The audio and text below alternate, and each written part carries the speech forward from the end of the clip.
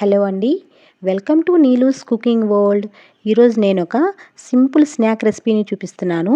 పిల్లలు ఏదైనా తినడానికి కావాలని అడిగినప్పుడు ఇలా కాస్త వెరైటీగా ఉల్లిపాయలతోటి చేసి ఇవ్వండి. టొమాటో కచప్ వేసి ఇచ్చారంటే చాలా ఇష్టంగా తినేస్తారు. చాలా బాగా నచ్చుతుంది. పిల్లలకే కాదండి, పెద్దలకు కూడా టీ టైమ్ స్నాక్గా చాలా బాగుంటుంది. బయట వాతావరణం చల్లగా ఉన్నప్పుడు, వర్షం పడేలా ఉన్నప్పుడు వేడివేడిగా ఉల్లిపాయలతోటి ఇలా చేసుకొని తింటుంటే భలే ఉంటాయండి. తప్పకుండా మీరు కూడా ట్రై చేయండి. అయితే ఈలోపు చిన్న రిక్వెస్ట్ అండి, మన ఛానల్ ఎవరైనా ఫస్ట్ టైం చూస్తున్నట్లయితే లైక్ చేసి సబ్స్క్రైబ్ చేసుకొని మీ ఫ్రెండ్స్ అండ్ ఫ్యామిలీకి షేర్ చేయండి. ఇవి ఎలా చేయాలో చూద్దాం. ముందుగా ఇక్కడ నేను ఫస్ట్ మీడియం సైజులో ఉండే 3 పెద్ద ఆనియన్స్ తీసుకుని శుభ్రంగా కడిగి వాష్ చేసుకొని ఇలా సన్నగా పొడవుగా కట్ చేసుకోవాలండి. వీటిని ఇలా చేత్తో విడదీసుకోవాలి. చేత్తో ఇలా లైట్గా ప్రెస్ చేసుకోవడం వల్ల విడివిడిగా ఇలా అయిపోతాయి.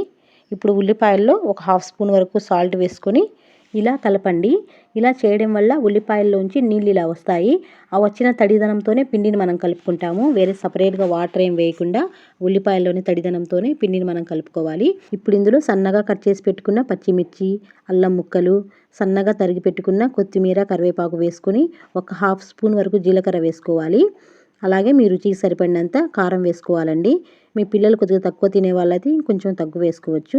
ఇలా అంతా కలిసేలా ఇలా మిక్స్ చేసుకోవాలి.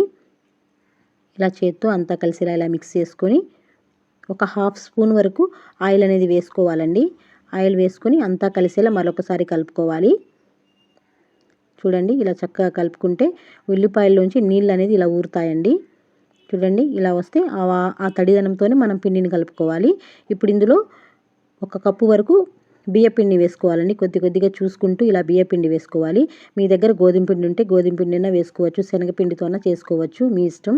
నేను బియ్యపిండితో చేసుకుంటే కొద్దిగా క్రిస్పీగా వస్తాయని చెప్పి బియ్యపిండితో వేసుకున్నానండి. ఇలా చక్కగా అంతా కలిసేలా కొద్దిగా పిండి అనేది వేసుకుంటూ ఈ విధంగా కలుపుకోవాలి. ఇక్కడ నాకు 1/2 కప్పు వరకు పిండి పట్టిందండి. ఇలా కొద్దిగా చూసుకుంటూ పిండి అనేది వేసుకోవాలి. పిండి మరీ ఎక్కువ ఉన్నా బాగోదండి. ఉల్లిపాయలు ఎక్కువ ఉండాలి, పిండి అనేది తక్కువ ఉండాలి. చూడండి, కన్సిస్టెన్సీ అనేది ఈ విధంగా రావాలి.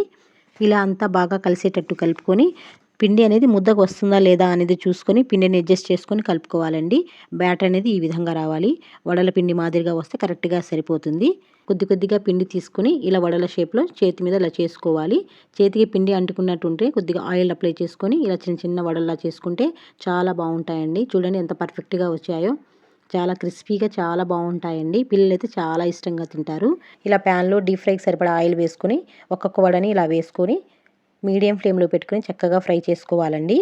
హై ఫ్లేమ్ అస్సలు పెట్టకూడదు. మీడియం ఫ్లేమ్లో పెట్టుకొని దోరగా ఫ్రై చేసుకోవాలండి. ఉల్లిపాయలు అనేది చక్కగా ఫ్రై అవ్వాలి. హై ఫ్లేమ్లో పెడితే మాడిపోతుంది. అలా కాకుండా మీడియం ఫ్లేమ్లో పెట్టుకొని చక్కగా ఫ్రై చేసుకుంటే బాగా ఎర్రగా ఫ్రై అవుతాయండి. చూడండి ఎంత క్రిస్పీగా ఉన్నాయో. పెద్దవాళ్ళైతే టీ టైమ్ స్నాక్గా, పిల్లలకైతే ఇలా టమాటా కెచప్ వేసిస్తే చాలా ఇష్టంగా తినేస్తారండి. చాలా టేస్టీగా, చాలా డిఫరెంట్గా ఉంటాయి. తప్పకుండా ట్రై చేయండి. ట్రై చేసి మీకు ఎలా కుదిరిందో కమెంట్ సెక్షన్లో షేర్ చేసుకోవడం మాత్రం మర్చిపోవద్దు. ఇంకా మన ఛానల్లో మంచి రెసిపీస్ ఉన్నాయండి. చూడండి, చూసి మీకు నచ్చితేనే సబ్స్క్రైబ్ చేసుకుని లైక్ చేసి మీ ఫ్రెండ్స్ అండ్ ఫ్యామిలీకి షేర్ చేయండి. అలాగే మీకు ఇంకా ఎలాంటి రెసిపీస్ కావాలో తప్పకుండా కమెంట్ చేయండి. నేను డెఫినెట్గా చేసి చూపిస్తాను. మరొక మంచి రెసిపీతో నెక్స్ట్ వీడియోలో కలుద్దాం. Thanks for watching.